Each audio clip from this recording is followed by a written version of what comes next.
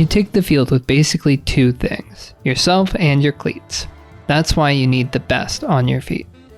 For me, I want support and stability to make sure I'm always able to cut and plant with confidence. Tokay cleats are specifically designed for Ultimate. The toe stud helps you get in and out of your cuts quickly, and you just can't get that with soccer cleats.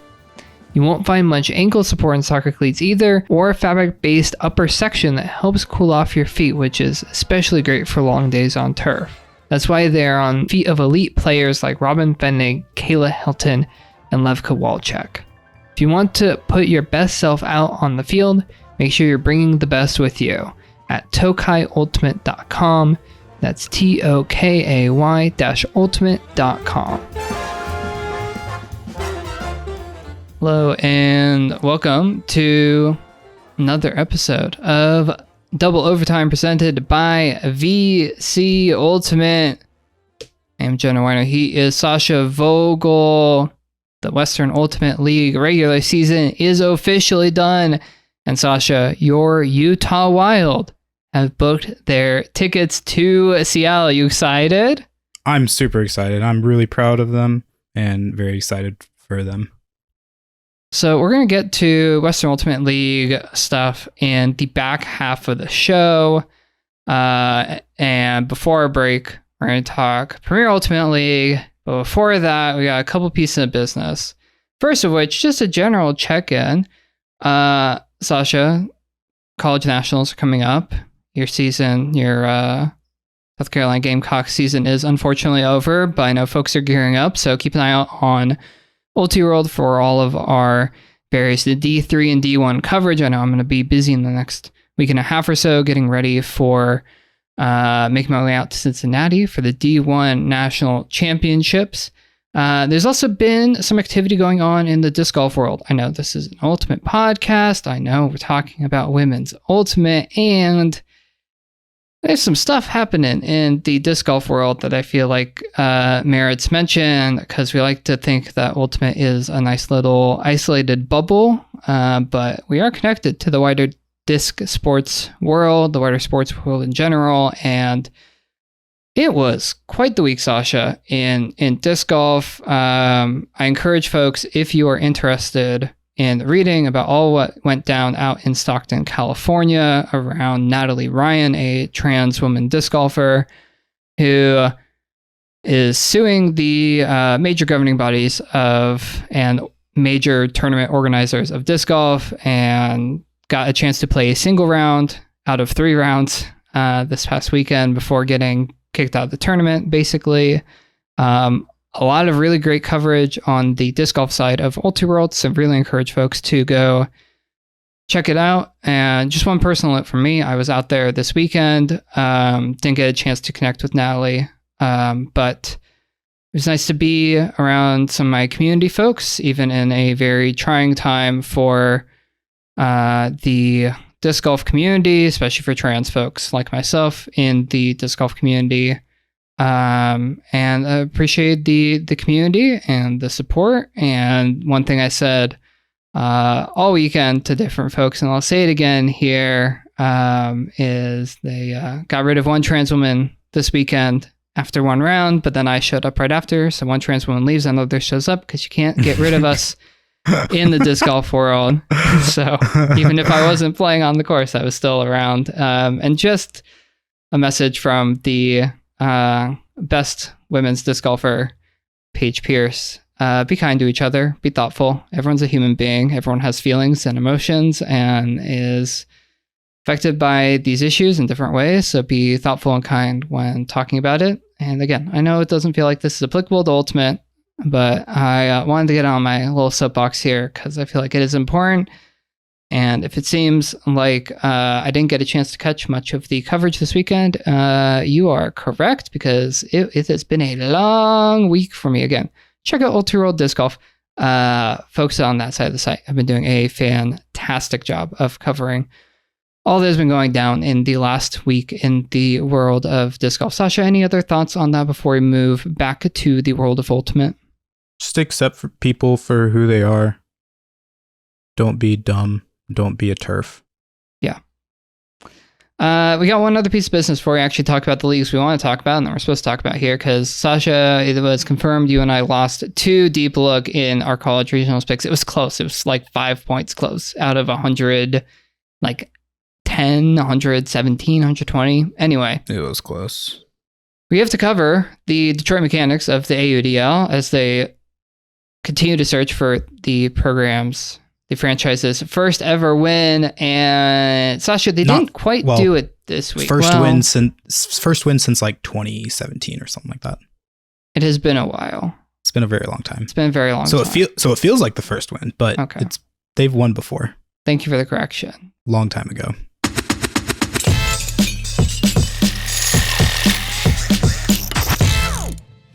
They didn't do it this past weekend, did they? They did not. They ended in a final of 29-13, falling to the Pittsburgh Thunderbirds. But they did beat Pittsburgh on a few categories in stats. And those categories are, they were 100% on Hucks to Pittsburgh's 75%. Their red zone conversion rate was 83% to Pittsburgh's 80%. And the Detroit Mechanics got a Callahan. Woo! Hooray, Detroit getting a Callahan. So, good for them.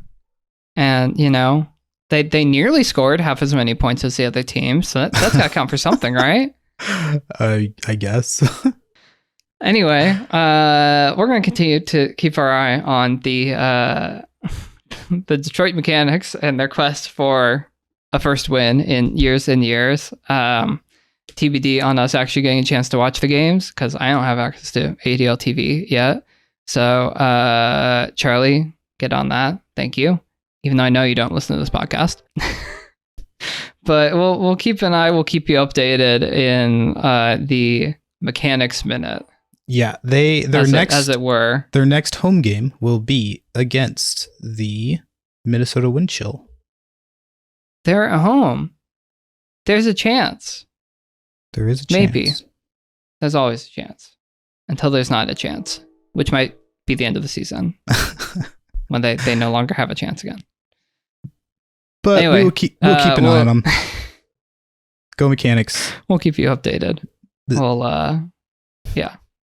A tiny I don't know, forced rooting interest in the double overtime corner of the world for the Detroit Mechanics. So we're rooting for you.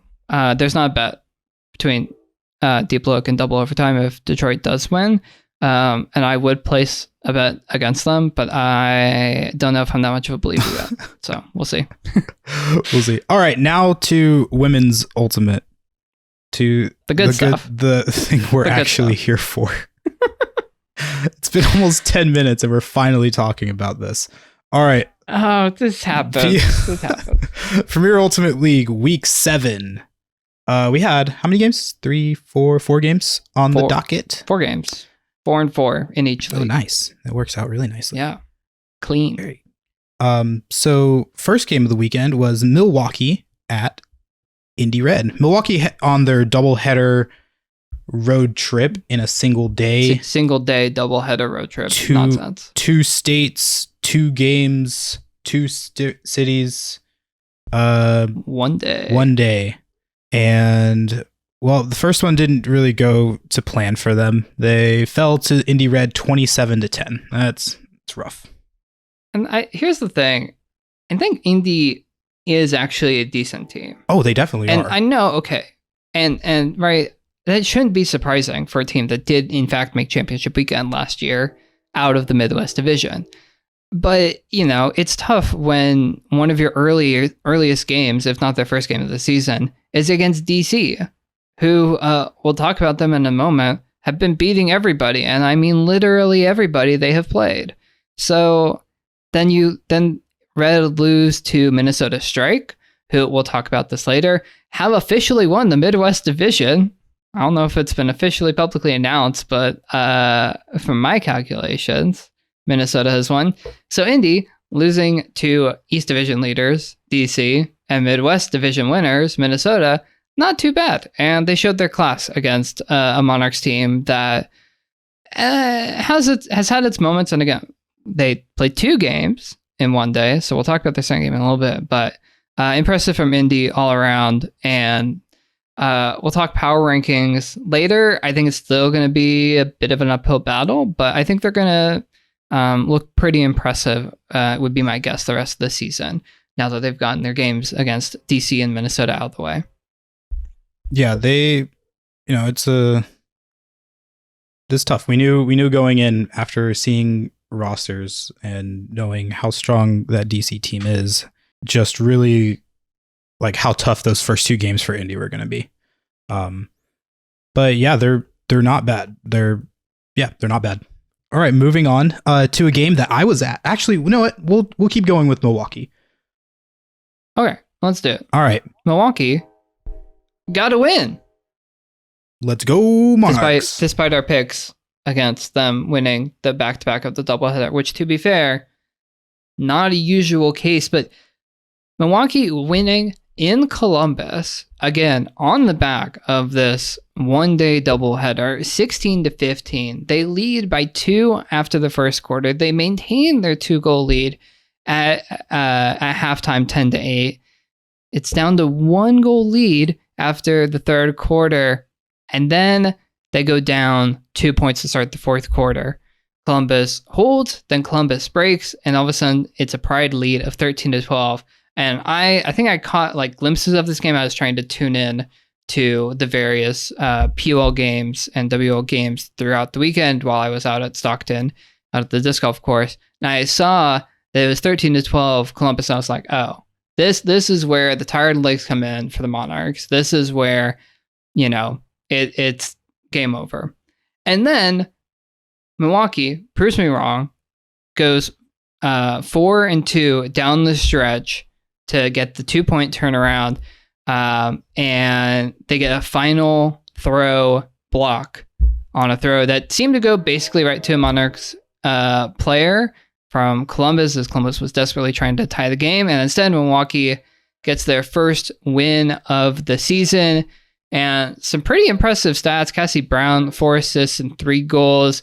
And Austin Peruka, no surprise, 5 assists, 4 goals. Emily Cohen, 1 assist, 3 goals are some of the stat leaders for Milwaukee from their game against Columbus. So, hey, you love to see it.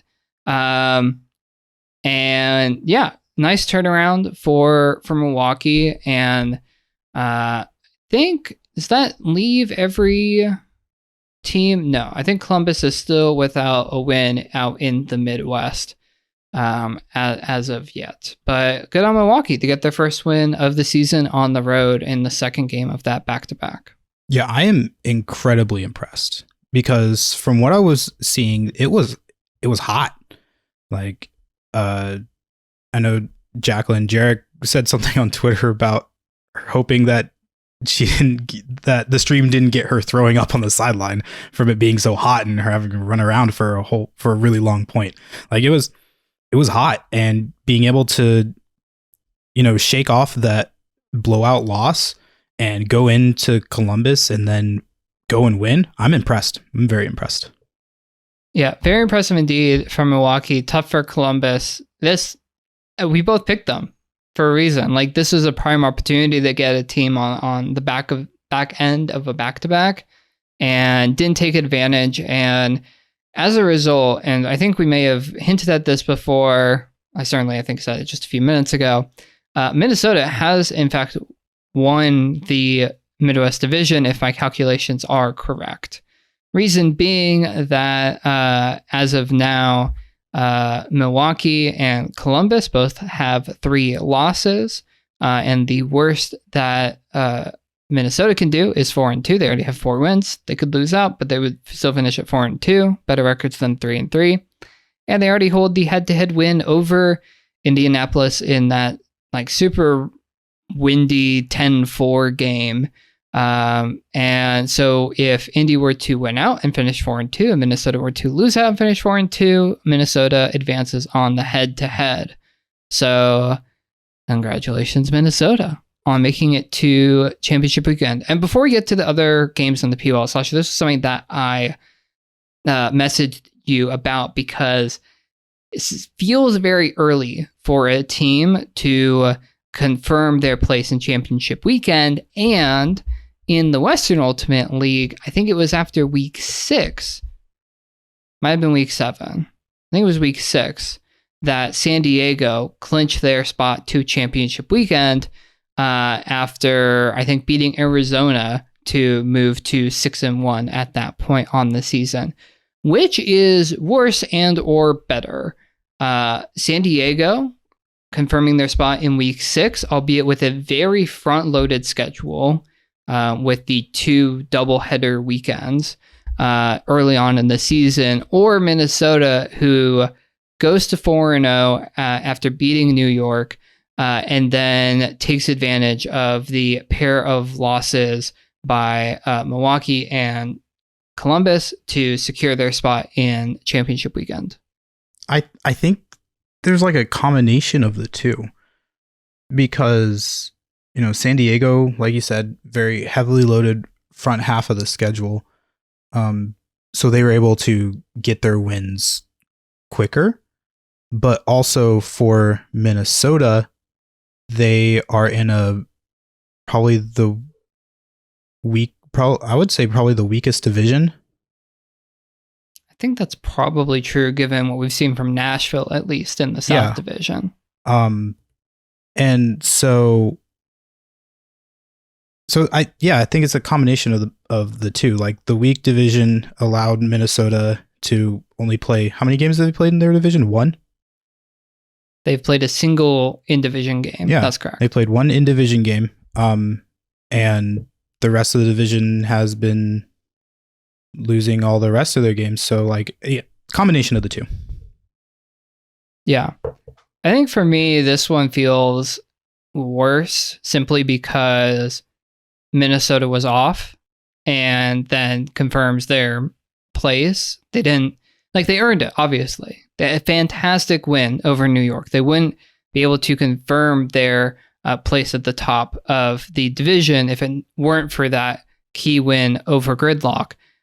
And sort of like with Arizona in the 2022 Western Ultimate League season, didn't feel great when it ended up being a point differential situation and an LA loss that led to the Sidewinders making it to championship weekend, versus San Diego had played all but one of their in-conference games, had played all but one of their games in the entire season by that point, right? Minnesota still has a third of their season left, and San Diego had played all but one of their 8-game regular season. So this one feels to me a little bit worse versus San Diego just being dominant, especially against their conference opposition, en route to taking home that conference title early on. But again, I do think it is a bit of both. And obviously, Southwest Conference and Midwest divisions, neither looking super strong on the back end, and that obviously helps a lot for the early winners being confirmed. So congrats to Minnesota. We'll see who joins them, particularly out of the South Division, because Raleigh beating Atlanta, the game that you were at, Sascha. Yeah, I was at. I went to Atlanta and I commentated on this game. So if you end up watching the game, you will hear my lovely voice and see my lovely face as well.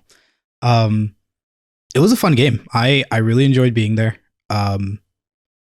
The scoreline, the final score was 26-16. Okay. But here's the thing about that.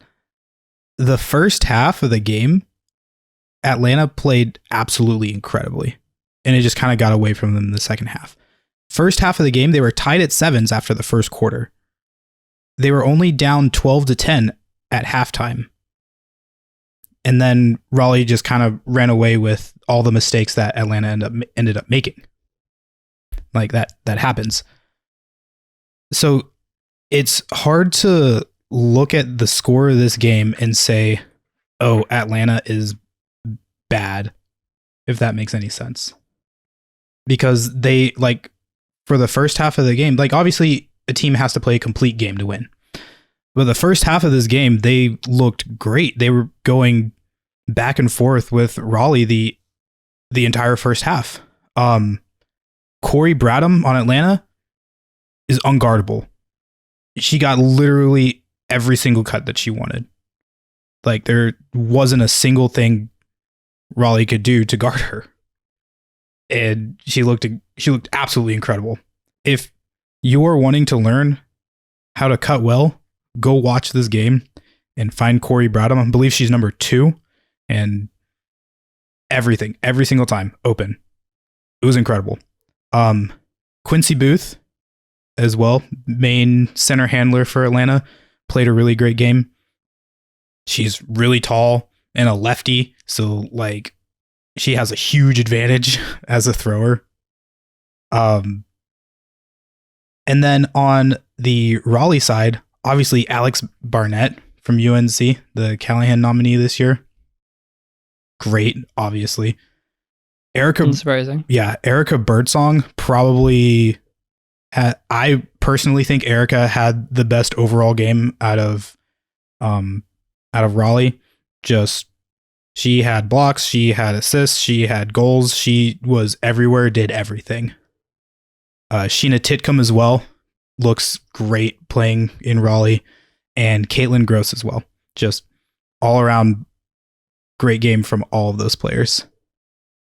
And yeah, I mean, I had some hot takes on the stream as well, but I won't put them in here, so you have to go watch it to hear my hot takes. There you go. Way to plug the rewatch on the streams. Seriously, yeah, I think seriously, okay. Rewatch it, at least the first half of that game. It was great. Yeah, good to know. I was gonna say that just in the recap there, it here it sounds like you can hear, or what are my words? Atlanta has less depth than Raleigh, basically, is what the point I'm trying to get to. For sure. And when you get to the second half of a game, and also when you have players at such a top caliber, and Raleigh being able to just roll out wave after wave of those players, they're going to take advantage of your mistakes eventually. And I mean, that's always the thing, right? At the highest levels, it's all about minimizing those turnovers, because good teams won't give you the disc back. And it sounds like in the second half, Raleigh did not give the disc back. And that can lead to some pretty big scoring margins when teams get on a roll and other teams give the disc away and then don't get it back and get broken on time after time after time. So not too surprising final result, but I think I continue to be impressed by Atlanta. I think they continue to show signs of improvement from last season, even if it's not always reflected in the results, but sets up great matchup in the South Division. Raleigh and Nashville.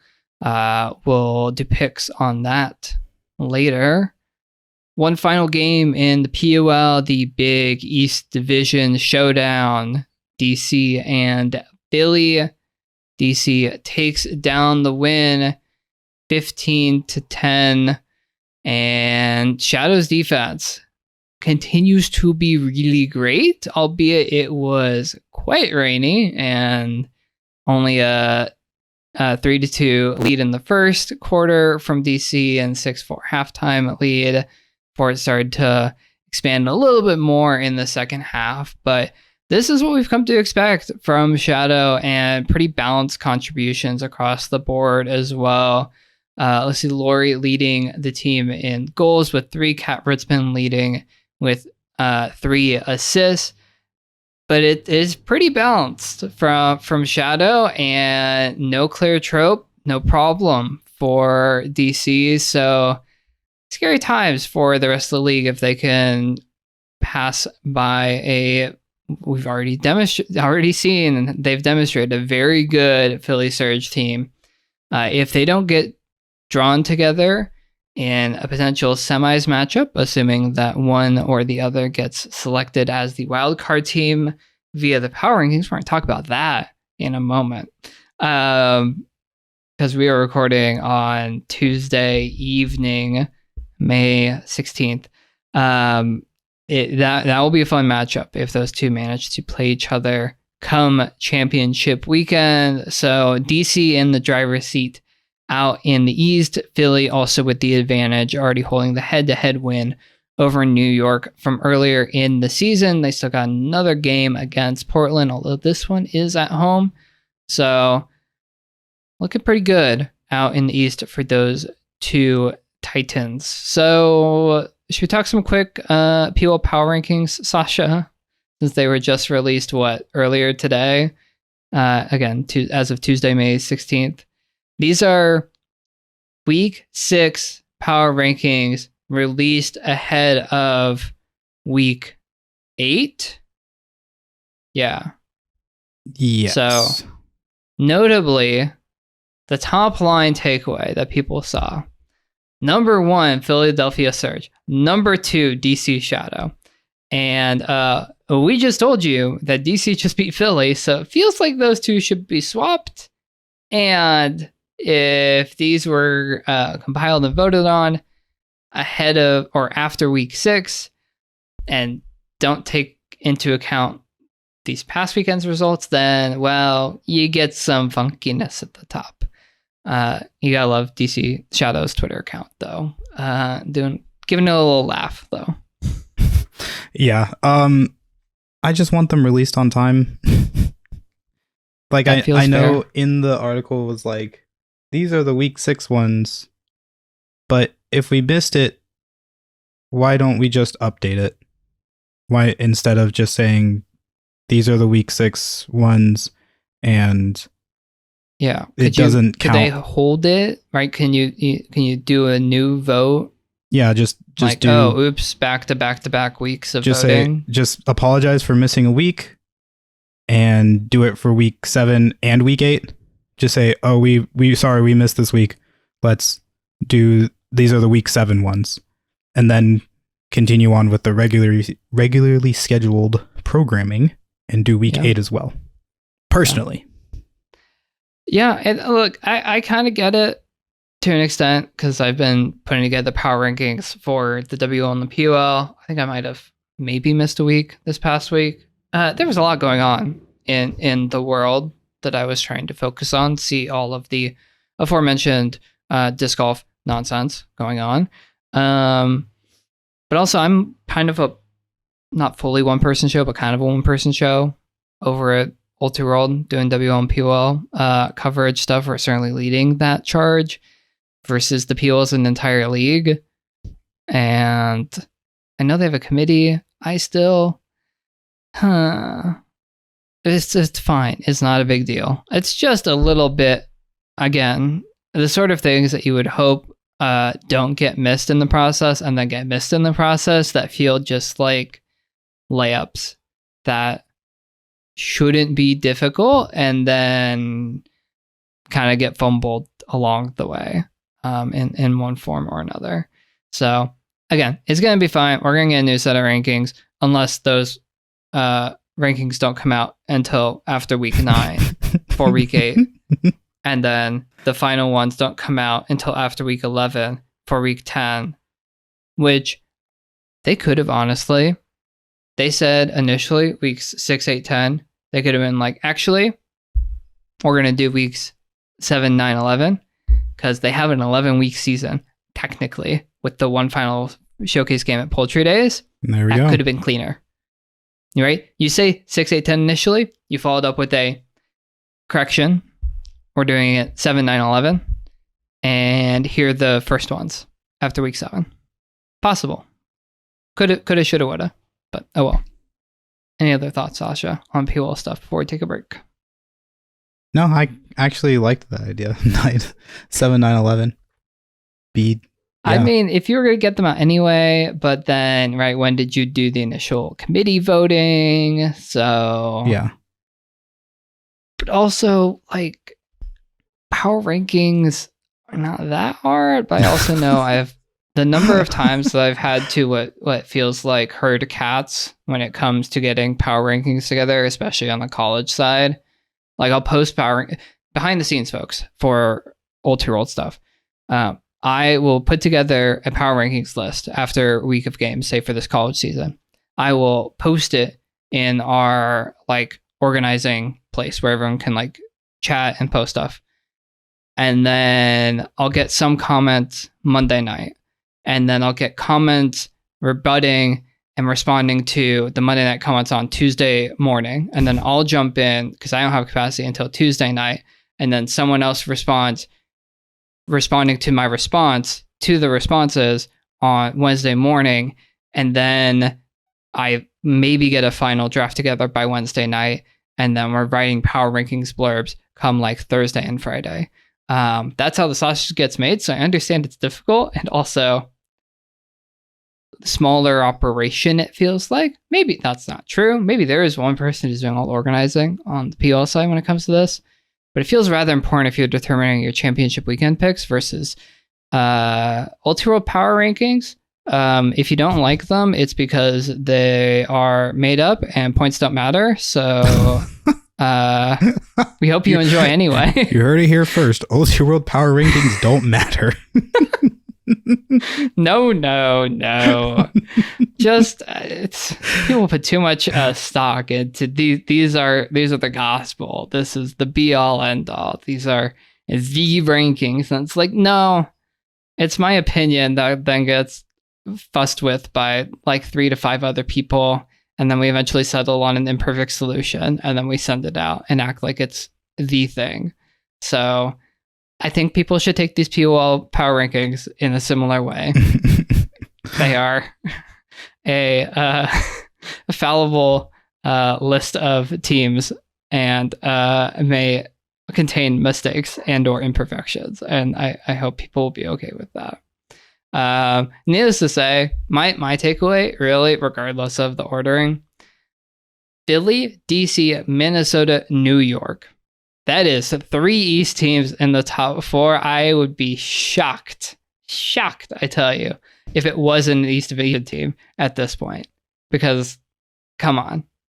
The next non-division leader is Nashville at 6, at basically the halfway point. And then it's the 4th East Division team in Portland. So, congratulations, East Division, on your 2 championship weekend spots, and congratulations again, words this evening, to Minnesota Strike for winning the Midwest Division. We're going to take a quick break. When we come back, we're talking the end of the Western Ultimate League regular season and how Utah just about clinched their spot at championship weekend. Don't go away. We will be right back. Our friends at VC Ultimate are proud to sponsor Double Overtime. VC proudly puts community over profit, focusing their support on initiatives that help promote inclusivity. As the first ever sponsor to back professional women's and non-binary Ultimate, VC puts its money where its mouth is when it comes to equitable action. VC also approaches product innovation intentionally to make more players feel like the Ultimate space is their own. Did you know that all VC core products are now 100% gender-free? If your team is in the market for uniforms or custom team gear, check out VCUltimate.com. Not only are they working to change the landscape of sport, VC's performance gear is the best on the field. Thanks to our sponsors of Double Overtime, VC Ultimate. Welcome back to Double Overtime, presented by VC Ultimate. I'm Jenna Weiner. He is Sascha Vogel. We talked AUDL, we talked disc golf, we talked POL. Now it's time for the end of the WUL regular season. Utah Wild booking their place at championship weekend, while Seattle Tempest earns top billing in the Northwest Conference. Sascha, I cannot believe it has already been 10 weeks for the entirety of the WUL regular season. I don't know where the time has gone. It feels like just yesterday we started. Yeah, it's gone a lot quicker than I remember it being, I guess. Last year, we also started late last year. We started partway through the season, and we didn't know what we were doing, and now we only kind of do. We only halfway know what we're doing at this point. Look, we're only in we're only season 2. We've done maybe done 30 episodes versus Deep Look's on 400 something. So Thanks. I feel pretty good about where we're at. So anyway, Yeah. Utah just about getting it done. The one win on the weekend, enough after both. Well, Oregon loses to Utah. We'll talk about that game in a moment. And then Colorado falling to Oregon to leave Utah in at 4-4. 2 teams in at 4-4. My team and your team. We'll see if they end up playing each other at championship weekend in some form or another. Yeah. I'm excited for all the teams. Congratulations to all the teams that qualified for championship weekend. And everyone else, the off season starts now. Get prepared for next season. Let's go. Let's see it. Yeah. So your 4 teams making championship weekend: Seattle, San Diego, San Francisco, and Utah, meaning that Oregon, Colorado, Arizona, and LA miss out. Half the league in, half of the league out. We're talking championship weekend, and then we'll get into the games recaps.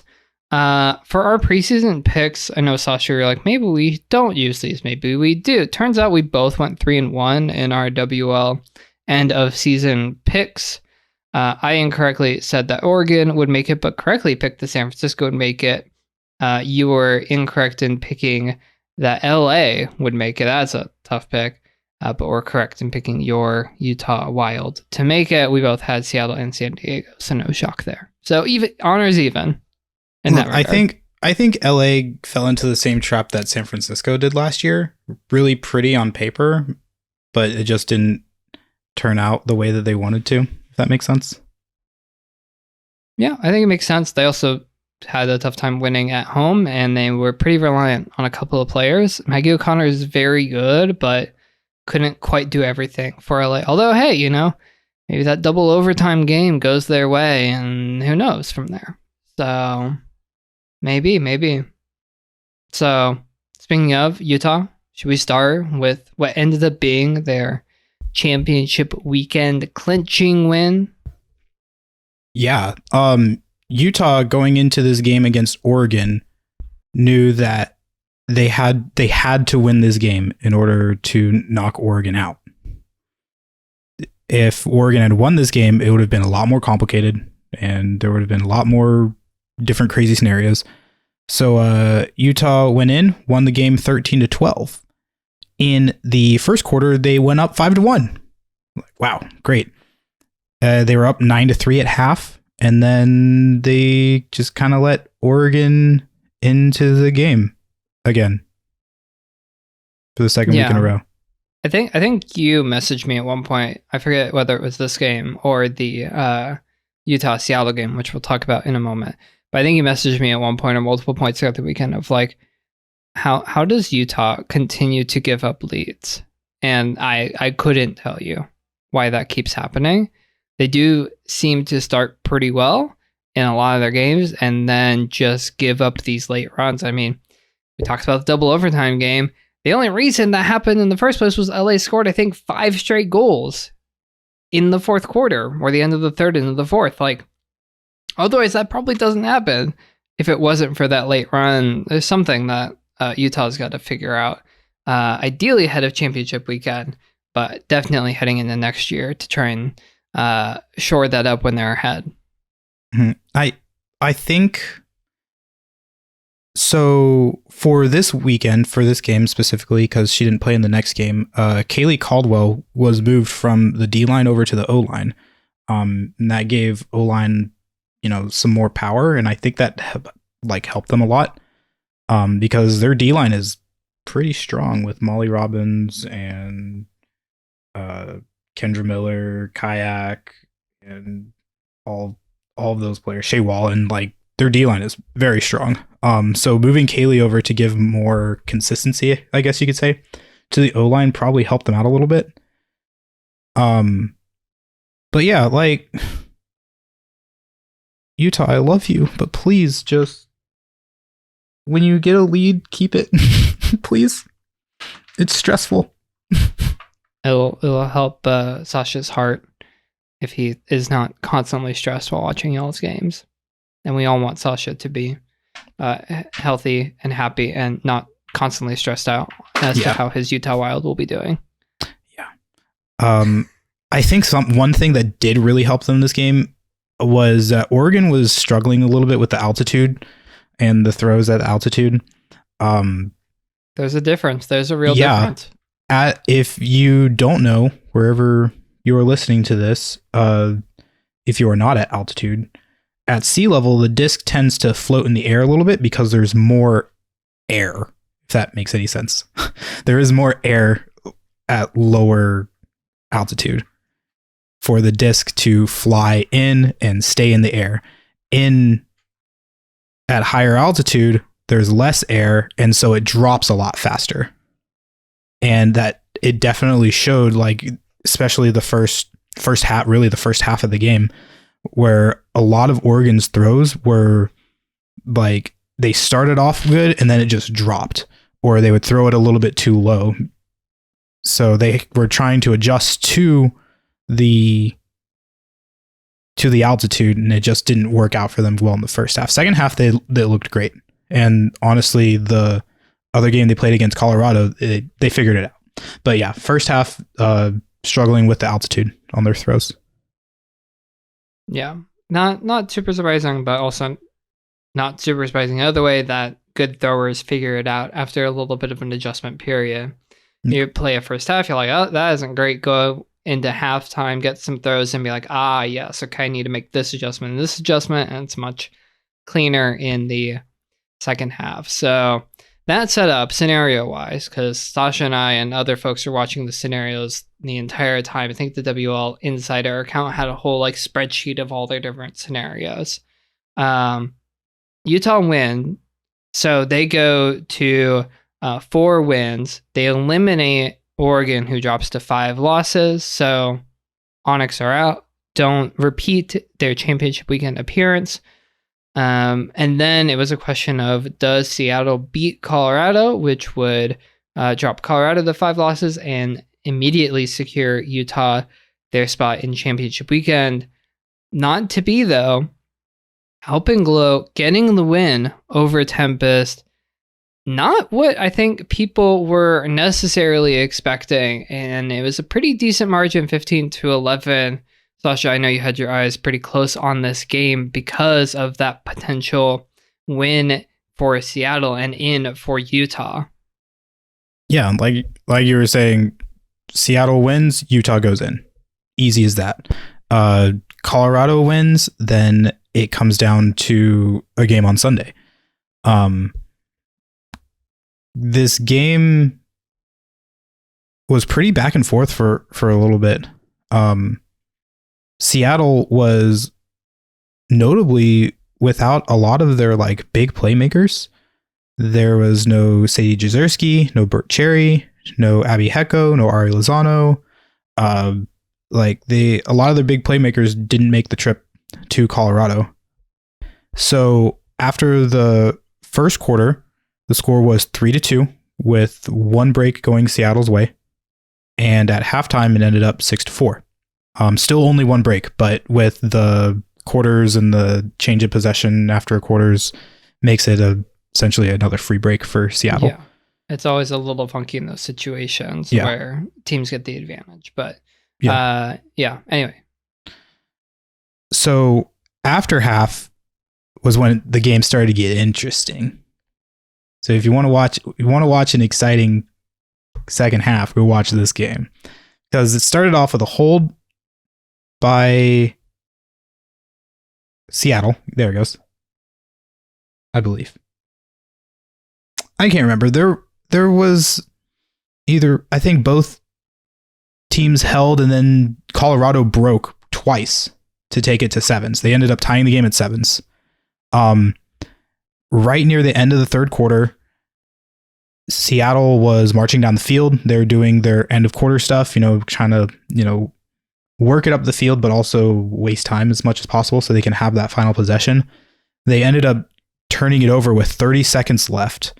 Colorado picks it up, throws 2 throws, scores about 17 seconds left on the clock, and they do a very, very short pull to, try to get a quick block maybe and a score.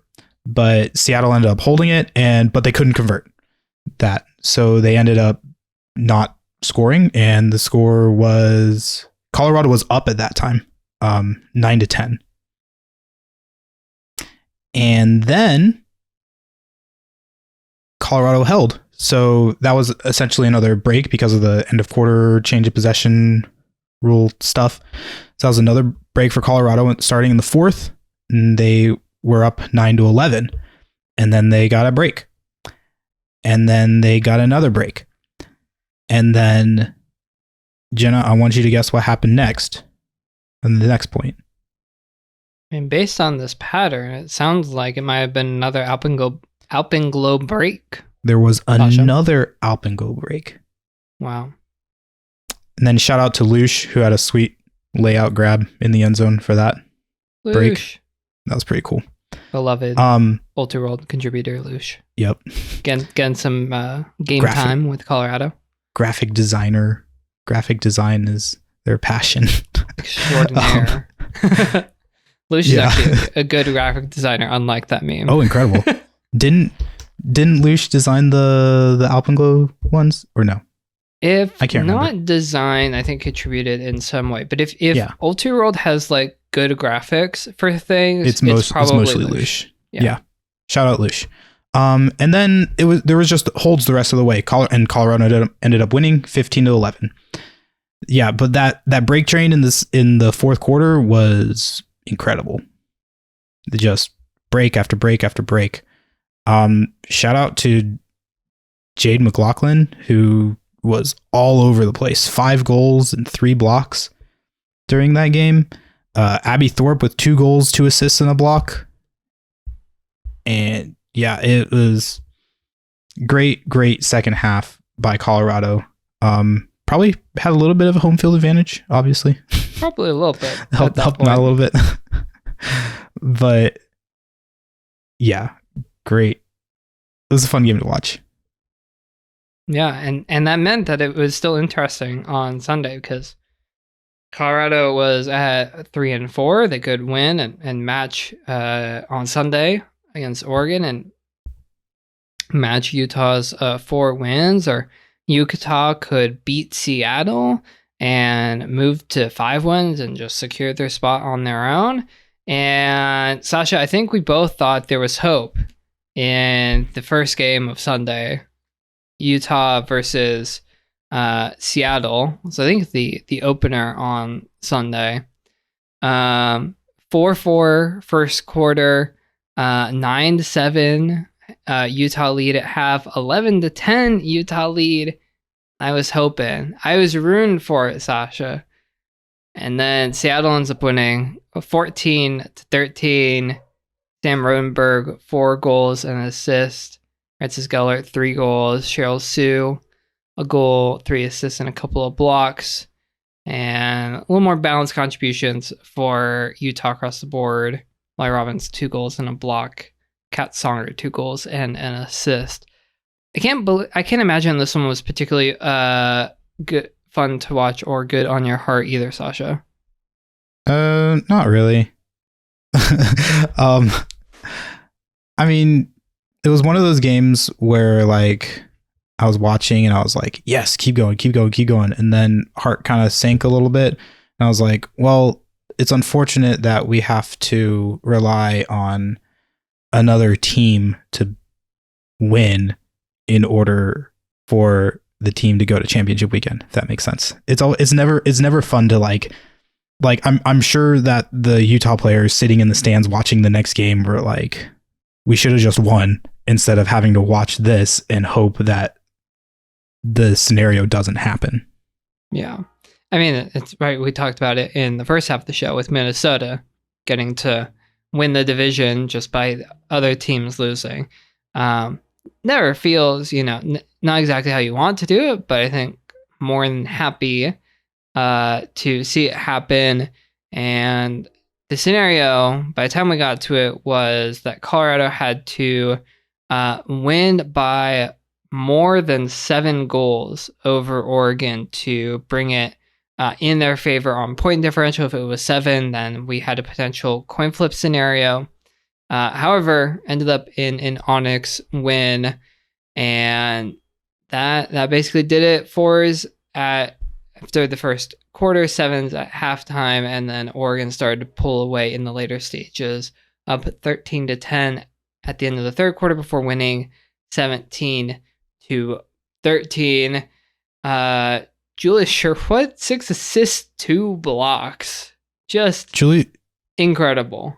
Yeah, Julia had 12 assists over 2 games. She had 6 assists in that first game too against Utah. Absurd. That's so good.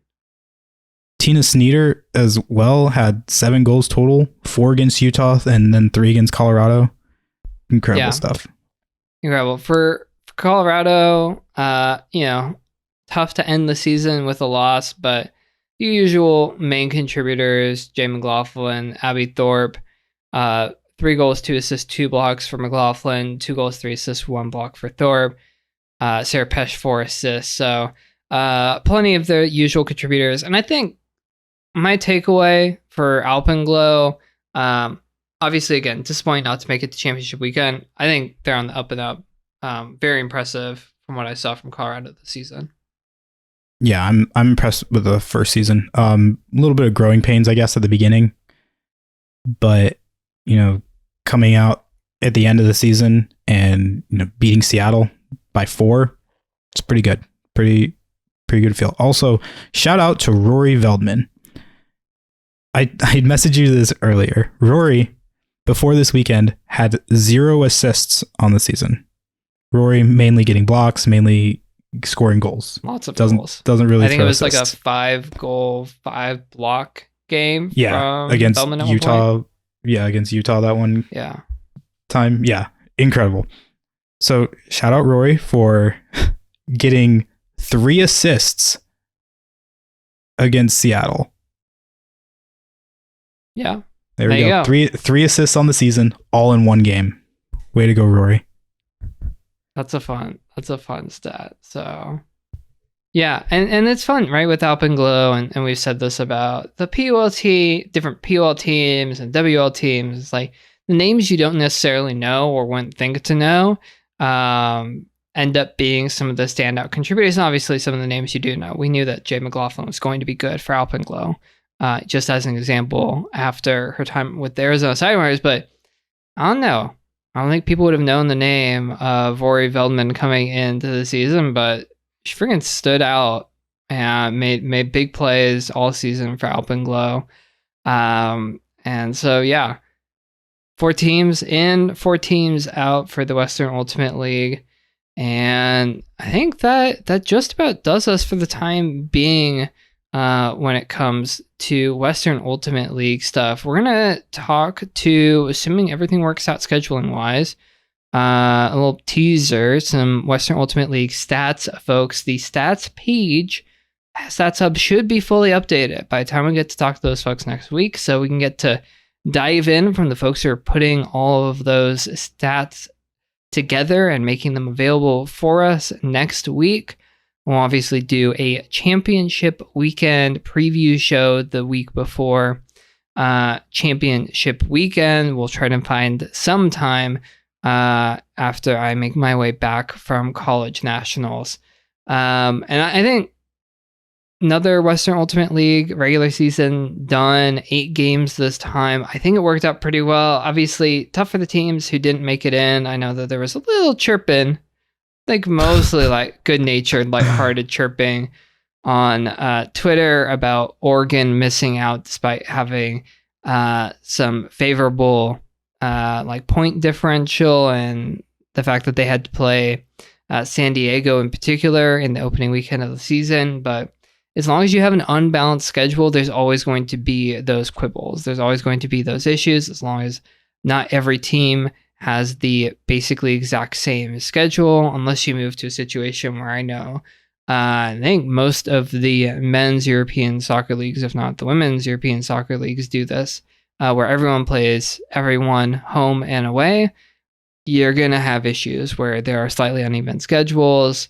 No shade to Oregon. I think that they gave it a real go and nearly were there had they managed to get past Utah in that opening game up in Colorado. Any other thoughts on the Western Ultimate League regular season coming to a close, Sascha?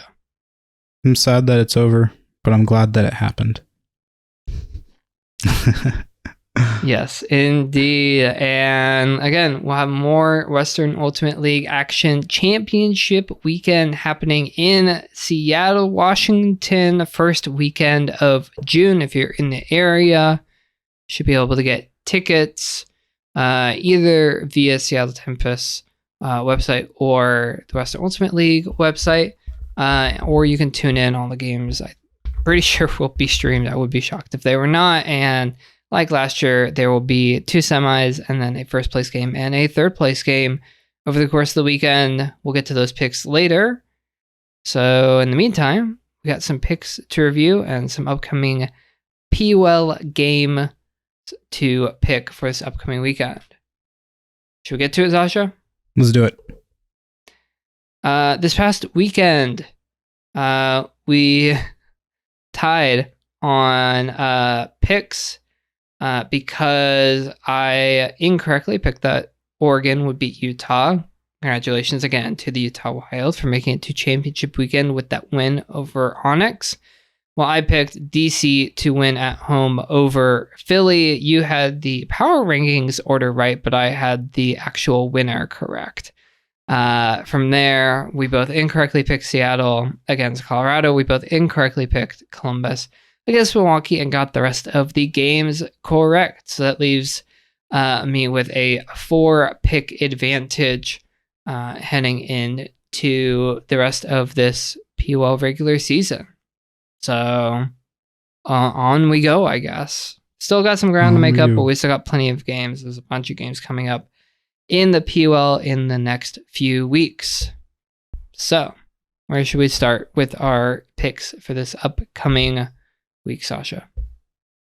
I mean, yeah, it's only PWL games. So start in Minnesota. Pride playing at Strike. I'll go first because I think it's easy. Minnesota, because they've already won the division, and Columbus, I think, is yet to win a game. So straightforward for me. Pretty straightforward as well, Minnesota. Next, Portland at Philly. I think this one's pretty straightforward as well, probably. I'd agree with that. I mean, Philly winning at Portland. A reminder that this is the only home and away matchup in the entire PWL, because that's just how the schedule worked out. And I don't think it's going to go in Rising's favor this time. So I will also pick Philly with the win. DC at New York. DC undefeated. Will they still be able to do it at New York? I'm going to say yes, because chalk is boring, but it's probably going to be right. I agree. Just seeing how DC handled Philly and how Philly handled New York. Yeah. Yeah.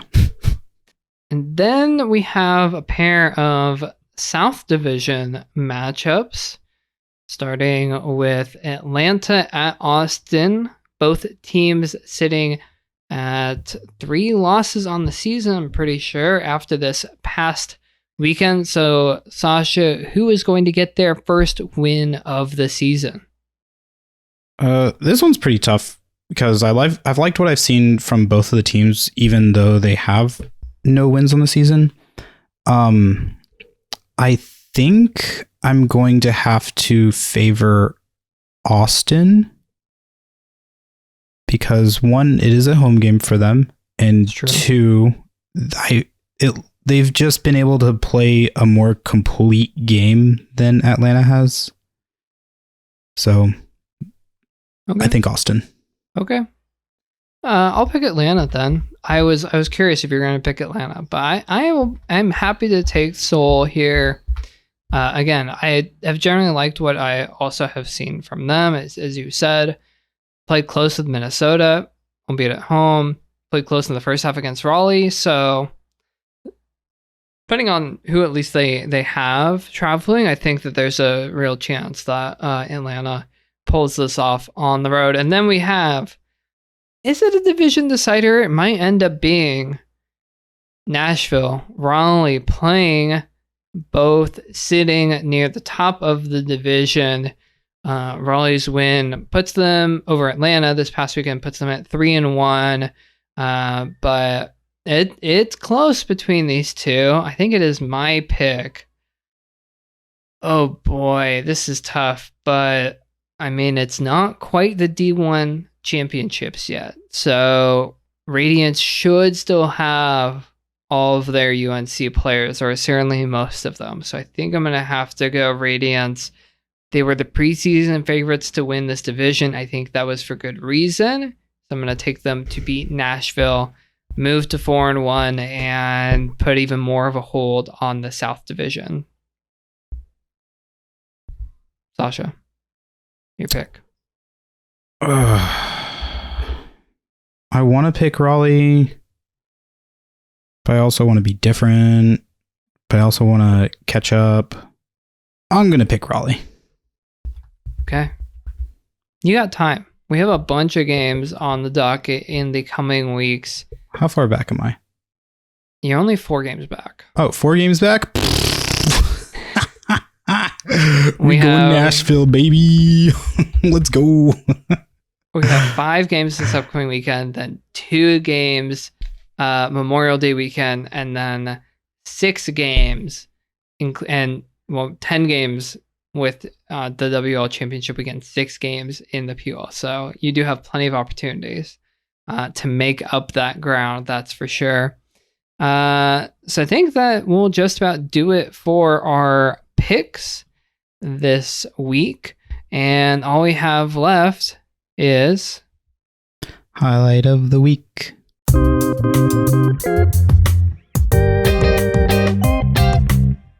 Highlight of the week. Sascha, take it away. Highlight of the week this week is none other than Utah's Shea Wallen in the Seattle versus Utah game at Rocky Mountain Rumble. Seattle had the disc with about a minute left or so, and they were working it up the field, and the score was 14-13 at this point. They ended up picking up at half field, working it through, and then there was a shot that went off to go into the end zone to put Seattle up 15-13, but Shea Wallen happened. Above her head, she was a few yards behind her defender when the disc went off, and she ended up catching up, was able to get up with a nice little layout and get the block. Unfortunately, the game ended after, no one scored, and so the game ended at 14-13. But how incredible would it have been if Utah had marched back down the field and scored to tie the game before regulation ended? That would have been sweet. Yeah, super impressive layout block from Shea Wallen. Wallen, not the tallest player, certainly not the tallest player on this pretty tall and athletic Utah team, still able to make up the ground, make that incredible play. Not able to help her team secure the win there, but we'll have more chances at championship weekend. So that will do us for this week's show of a Double Overtime presented by VC Ultimate. Thank you so much for joining us. Again, next week we should be joined by folks from the Western Ultimate League stats department, the stats team. talking about stats, looking ahead towards championship weekend, talking more Premier Ultimate League action, one division already decided, more to come, and maybe we'll have another set of power rankings to break down as well. For Sascha Vogel, I've been Jenna Weiner. Thanks so much for joining us, and we'll talk to you next time. Bye.